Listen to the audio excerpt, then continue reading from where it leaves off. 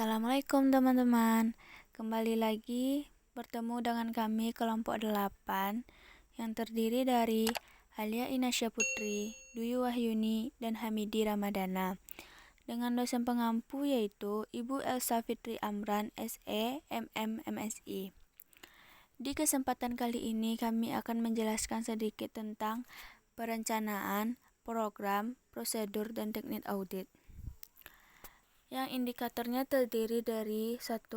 Perikatan audit, 2. Menilai bisnis klien, ketiga yaitu menyusun audit plan, perencanaan audit awal, keempat yaitu prosedur analitis dan jenis prosedur analitis, kelima yaitu program audit, keenam yaitu prosedur audit dan teknik audit. Teknik audit terdiri dari teknik audit untuk bukti fisik, untuk bukti dokumen, untuk bukti analisis, dan untuk bukti keterangan. Baiklah, saya Dwi Wahyuni akan menjelaskan tentang perikatan audit. Perikatan adalah kesepakatan dua pihak untuk mengadakan suatu ikatan perjanjian. Dalam perikatan auditor, klien yang memerlukan jasa auditing mengadakan suatu ikatan perjanjian dengan auditor.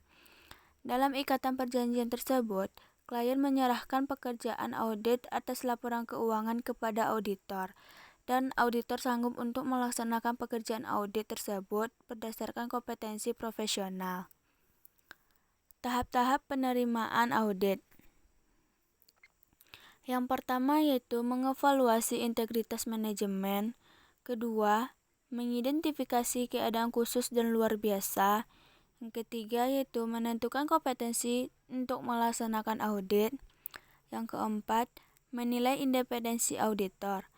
Yang kelima, menentukan kemampuan untuk menggunakan kemahiran profesionalnya untuk kecermatan dan keseksamaan. Hal-hal yang harus diperhatikan auditor sebelum menerima suatu perikatan audit.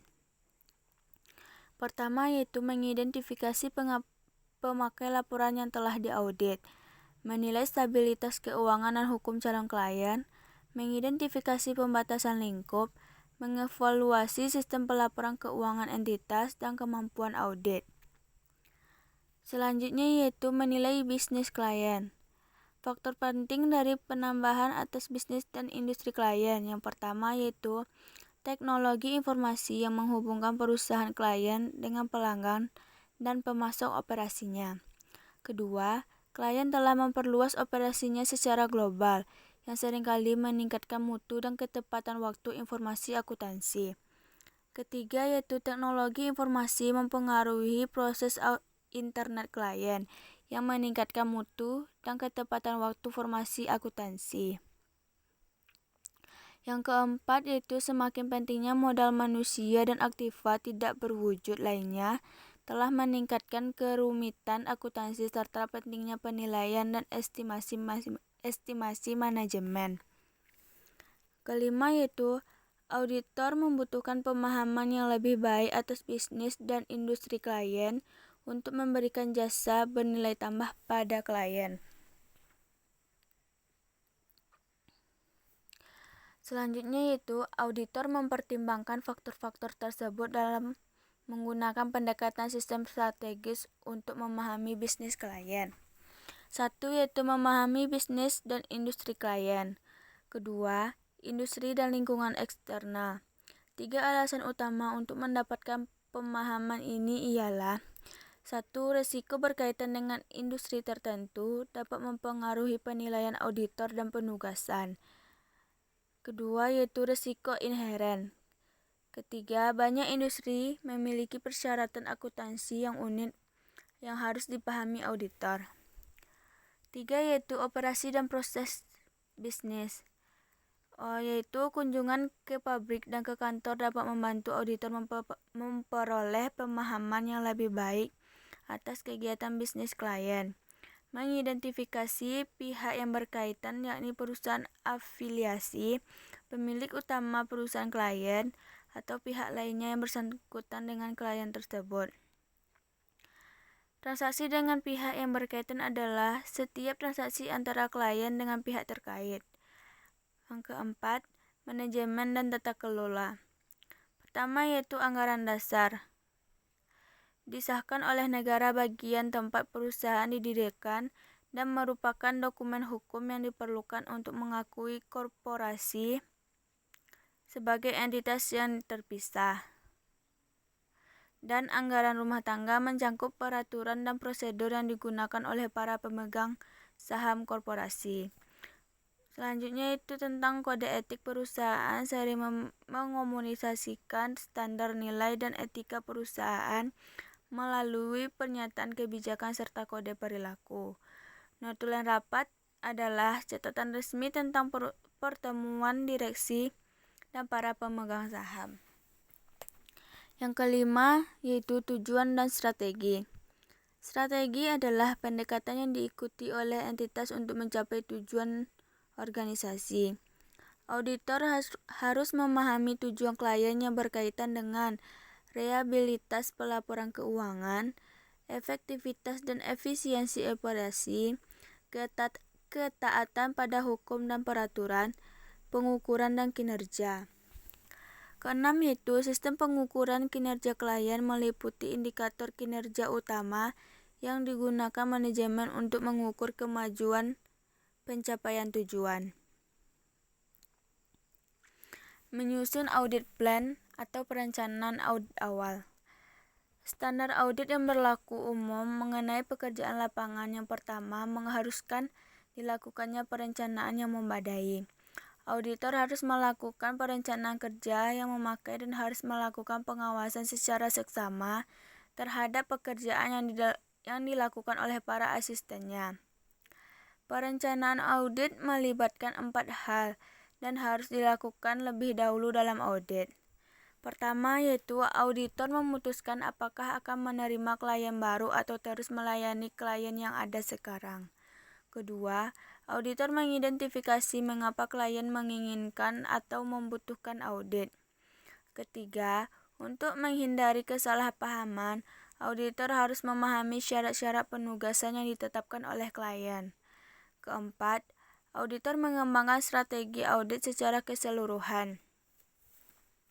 Ada 3 alasan utama mengapa auditor harus merencanakan penugasan dengan tepat, yaitu 1. Untuk memungkinkan auditor mendapatkan bukti yang tepat dan mencukupi pada situasi yang dihadapi. Kedua, untuk membantu menjaga biaya audit tetap wajar. Ketiga, untuk menghindarkan kesalahpahaman dengan klien.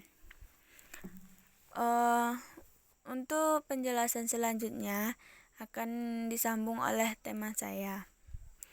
Makasih. Baiklah, saya Alia Inesha Putri dengan NIM 1830403003 akan melanjutkan penyampaian presentasi selanjutnya, yaitu tentang prosedur analitis dan jenis prosedur analitis. Yang pertama, saya akan menjelaskan tentang prosedur analitis.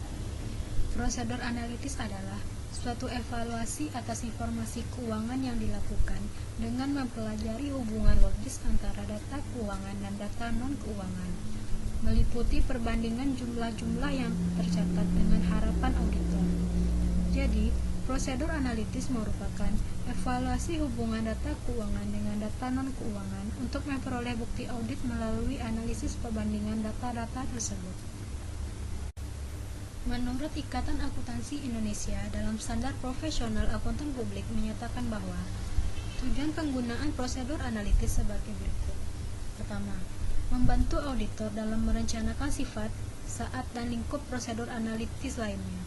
Yang kedua, sebagai pengujian substantif untuk memperoleh bukti tentang asersi tertentu yang berhubungan dengan saldo akun.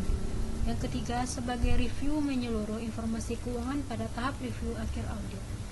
Jadi, tujuan penggunaan prosedur analitis adalah untuk membantu auditor dalam melaksanakan proses audit, yaitu perencanaan, pengujian, dan penyelesaian atau review akhir. Selain itu, tujuan prosedur analitis juga untuk mengetahui kemungkinan adanya salah saji laporan keuangan. Tahap perencanaan audit dengan menggunakan prosedur analitis adalah untuk membantu perencanaan prosedur audit.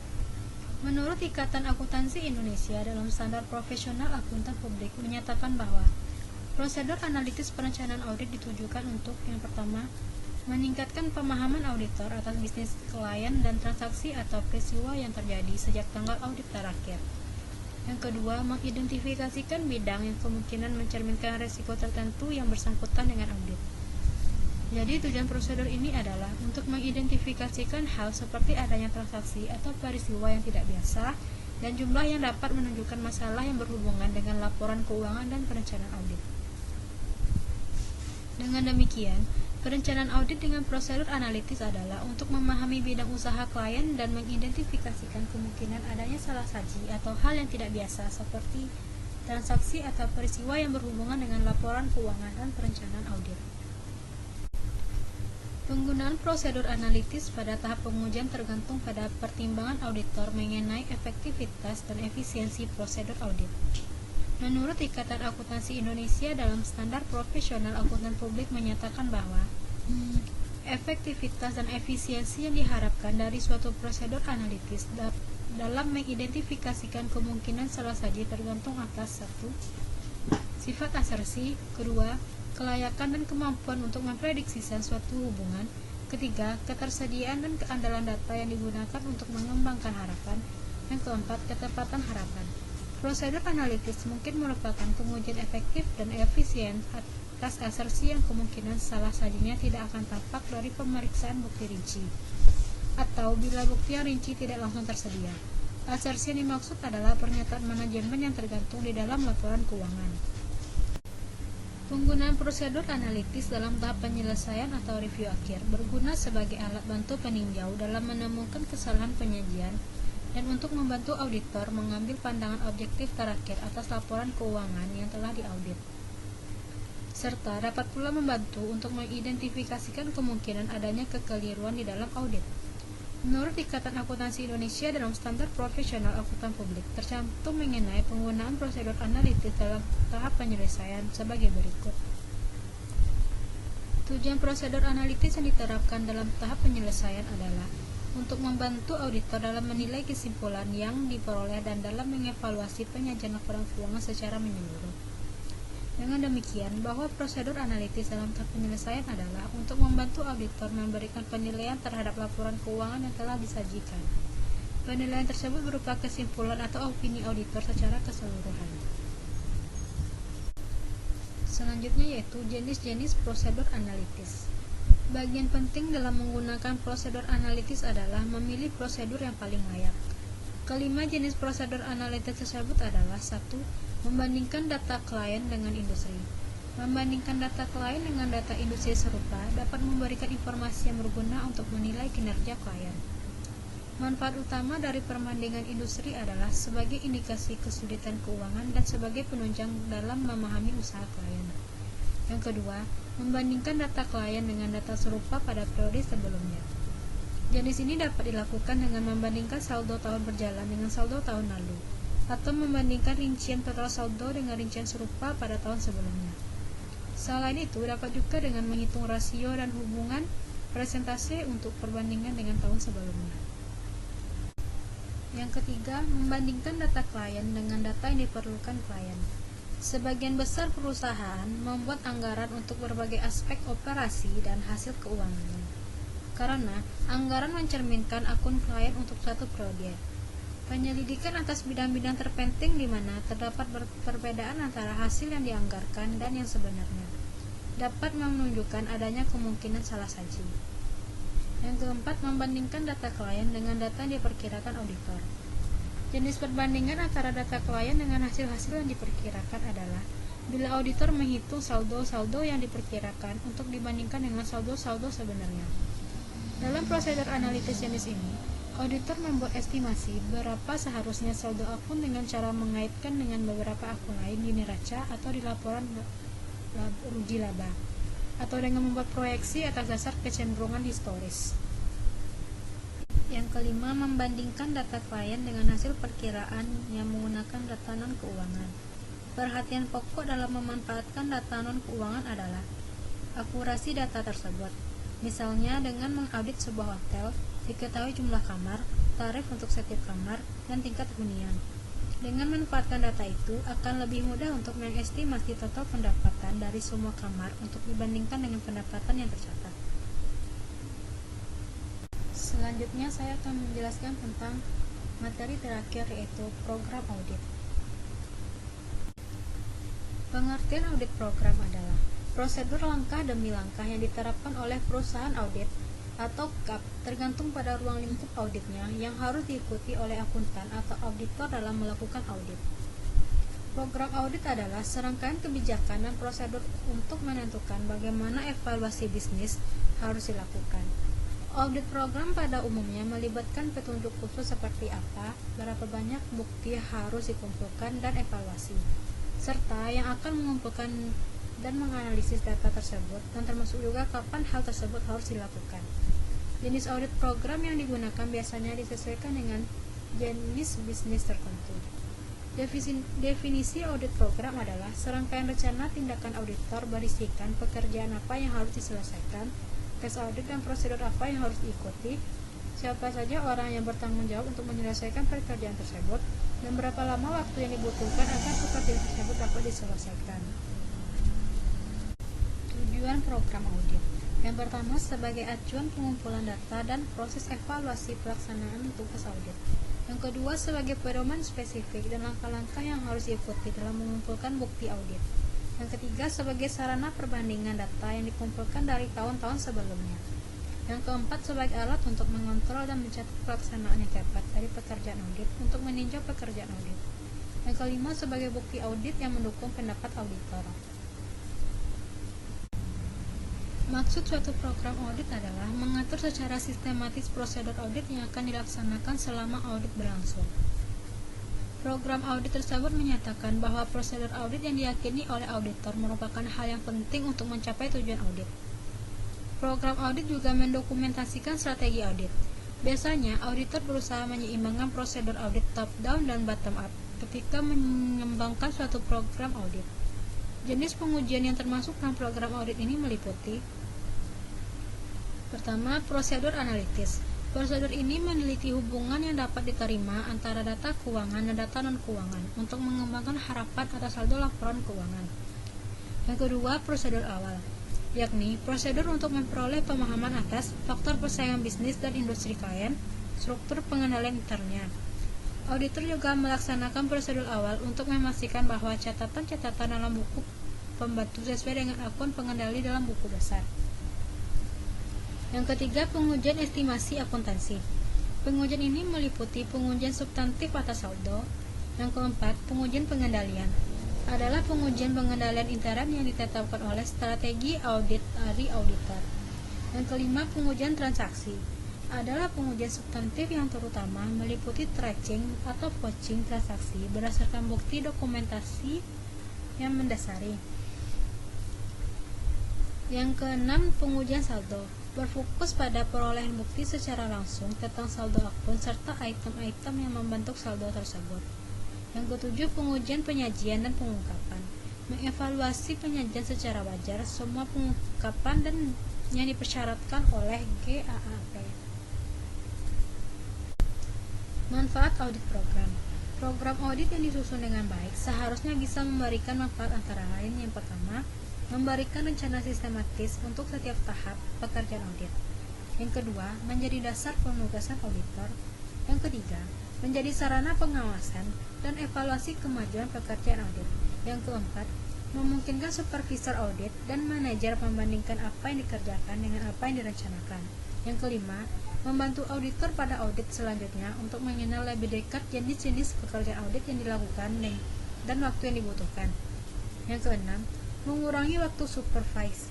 Yang ketujuh, titik awal bagi penilai fungsi audit internal untuk mengevaluasi upaya audit yang telah dilakukan. Yang kedelapan, kapan menyiapkan program audit.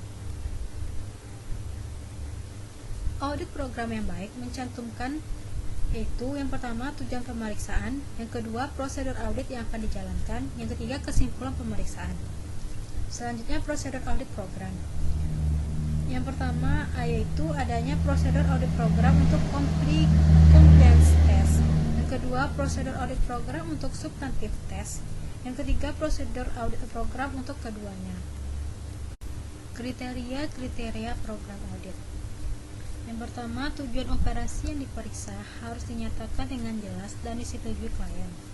Yang kedua, program harus sesuai dengan penugasan audit. Yang ketiga, setiap langkah kerja yang diprogramkan harus memiliki alasan. Yang keempat, langkah-langkah kerja harus mencakup instruksi-instruksi positif. Yang kelima, program audit harus menunjukkan prioritas relatif dari langkah-langkah kerja. Yang keenam, bersifat fleksibel dan memungkinkan muncul inisiatif dan pertimbangan yang wajar.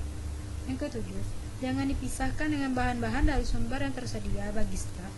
Yang kedelapan, informasi yang tidak perlu harus dihindari. Yang kesembilan, harus memuat bukti-bukti persetujuan supervisor sebelum dilakukan.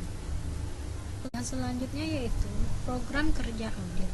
Program kerja audit merupakan rencana dan langkah kerja yang harus dilakukan selama audit yang didasarkan atas tujuan dan sasaran yang diterapkan serta informasi yang ada tentang aktivitas yang diaudit. Untuk hasil yang lebih baik, bisa saja dilakukan perubahan prosedur di tengah pelaksanaan pekerjaan lapangan. Karena program audit bukanlah sesuatu yang bersifat kaku dan dogmatis, melainkan dinamis dan lentur. Ada beberapa manfaat dari penyusunan program kerja audit, antara lain: 1. Merupakan suatu rencana yang sistematis tentang setiap tahap yang sistematis, tentang tahap kegiatan yang bisa dikomunikasikan kepada semua tim audit. Yang kedua, merupakan landasan yang sistematis dalam memberikan tugas kepada auditor dan supervisor. Yang ketiga, sebagai dasar untuk membandingkan pelaksanaan kegiatan dengan rencana yang telah disetujui dengan standar serta persyaratan yang telah disetujui dengan standar serta persyaratan yang telah ditetapkan. Yang keempat, membangun para auditor yang belum berpengalaman dan membiasakan mereka dengan lingkup tujuan serta langkah-langkah kegiatan audit. Yang kelima, membantu auditor untuk mengenali sifat yang telah dikerjakan sebelumnya. Yang keenam, dapat mengurangi kegiatan pengawasan langsung oleh supervisor. Penyusunan program audit manajemen lebih sulit dan lebih menantang dibandingkan dengan program audit keuangan.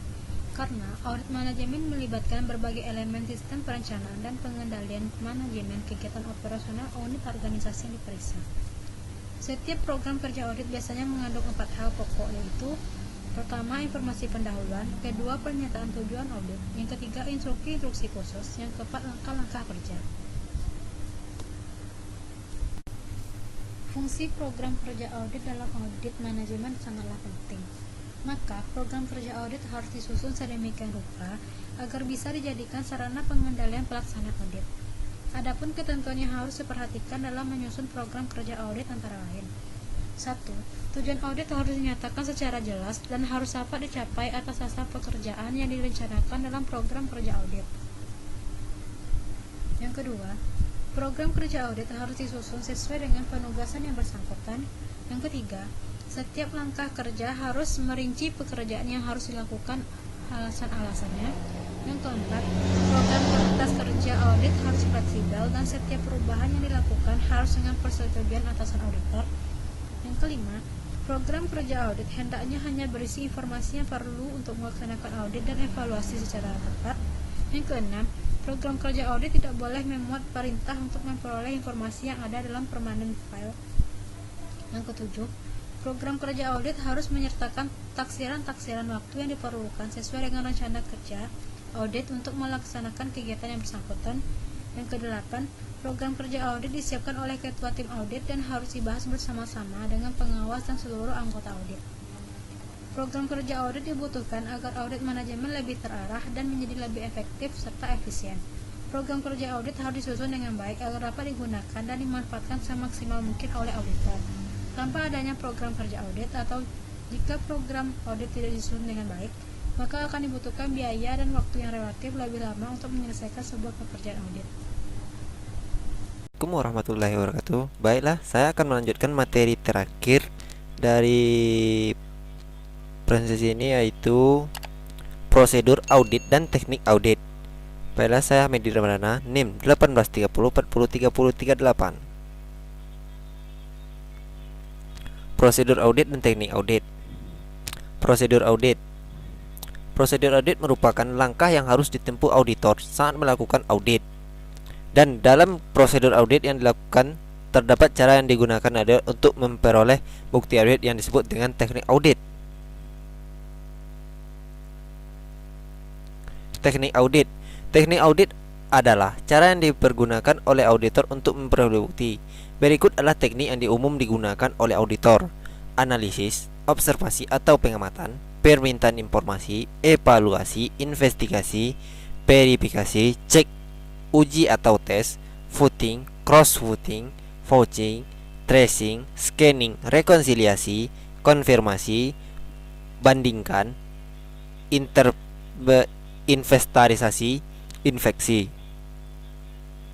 Teknik-teknik audit yang dapat digunakan untuk pengujian fisik adalah: observasi atau pengamatan adalah peninjauan dan pengamatan atas suatu objek secara hati-hati, ilmiah, berkesinambungan dalam kurun waktu tertentu untuk membuktikan suatu keadaan dan masalah. Inventarisasi atau OPNAM adalah pemeriksaan fisik dengan menghitung fisik barang, menilai kondisinya dan membandingkan dengan saldo menurut buku. Kemudian mencari sebab-sebab terjadinya perbedaan apabila ada. Hasil OPNAM biasanya dituangkan dalam suatu berita acara. Infeksi adalah meneliti secara langsung ke tempat kejadian, yang lazim pula disebut on the spot inspection, yang dilakukan secara rinci dan teliti. Teknik audit yang digunakan untuk mengumpulkan bukti dokumen adalah: verifikasi adalah pengujian secara rinci teliti tentang kebenaran, ketelitian, perhitungan, kesahihan, pembukuan, kepemilikan, dan eksistensi suatu dokumen. Cek dan menguji kebenaran dan kelengkapan sesuatu dengan teliti. Uji atau tes adalah penelitian secara mendalam terhadap hal-hal secara esensial atau penting. Voting adalah mengaji kebenaran penjualan subtotal atau total dari atas ke bawah. Voting dilakukan terhadap data yang disediakan audit. Tujuan teknik voting adalah untuk menentukan apakah data atau laporan yang disediakan auditi dapat diyakini ketepatan perhitungannya.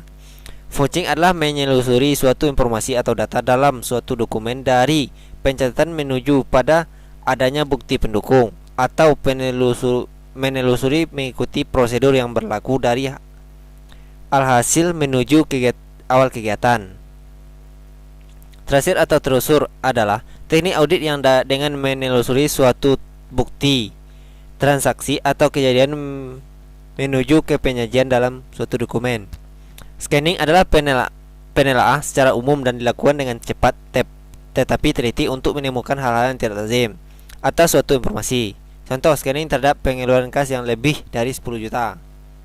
Rekonsiliasi mencocokkan data dua data yang terpisah mengenai hal yang sama dikerjakan oleh bagian yang berbeda. Teknik audit untuk bukti analisis. Teknik audit yang dapat dilakukan untuk mengukur bukti analisis adalah: analisis memecahkan dan menguraikan data informasi ke dalam unsur yang lebih kecil atau bagian-bagian sehingga dapat diketahui pola hubungan antar unsur atau unsur penting tersembunyi. Analisis terdapat beberapa di antaranya. Analisis rasio biasanya dilakukan untuk lapangan. Analisis statistik berfungsi untuk menghitung statistik, melihat rata-rata, korelasi, kecenderungan maupun kesimpulan lainnya, perbandingan dengan bagian lain atau unit kerja lain yang diketahui oleh auditor. Teknik ini sering disebut teknik black marking, membandingkan dengan satu unit dengan yang sejenis. Evaluasi merupakan cara memperoleh suatu kesimpulan dengan mencari pola hubungan atau dengan menghubungkan atau merakit berbagai informasi yang telah diperoleh, baik bukti intern maupun ekstern.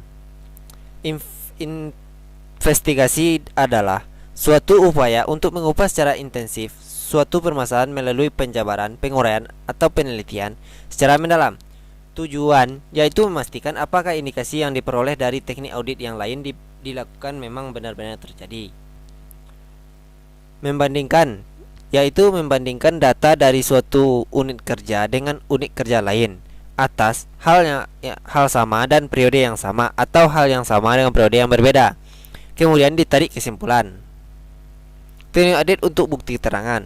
Teknik audit untuk mengumpulkan bukti keterangan adalah: konfirmasi adalah memperoleh bukti berbagai kepastian bagi auditor dengan cara mendapatkan berbagai informasi yang sah dari pihak luar auditi. Konfirmasi terdapat konfirmasi positif, yaitu konfirmasi yang harus dijawab secara tertulis oleh pihak luar, dan konfirmasi negatif merupakan konfirmasi yang diminta secara tertulis bila data di konfirmasi berbeda. Permintaan informasi. Permintaan informasi yang dilakukan dengan tujuan menggali informasi tertentu berbagai pihak yang berkompeten. Hal-hal yang perlu diperhatikan yaitu sumber informasi. Demikianlah hasil dari presentasi kelompok 8. Kalau ada kata yang salah, kami ucapkan terima kasih. Assalamualaikum warahmatullahi wabarakatuh.